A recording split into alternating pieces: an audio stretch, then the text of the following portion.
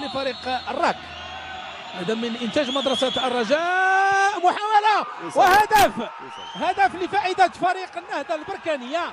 في اللحظات الاخيره النهضه البركانيه يقتل المباراه، يعني كانت محاوله قبل الركنيه، محاوله بواسطه اللاعب روي يضيع، والدفاع الجديدي يعني كيتلقى هدف في اللحظات الاخيره.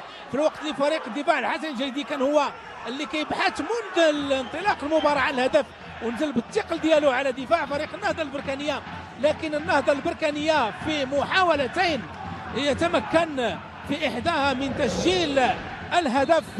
نتابع بالاعاده الهدف، التدخل ديال خالد العسكري اللي ما تمكنش، ولكن خط الهجوم لفريق اللاعب الناجي على ما اعتقد يسجل الهدف لفائده فريق النهضه البركانيه في اللحظات الاخيره وفي الوقت المحتسب، بدل ضائع من هذه المباراه. نتابع بالعرض البطيء مختلف الزوايا. بالفعل الناجي هو من سجل الهدف الوحيد حتى الان لفائده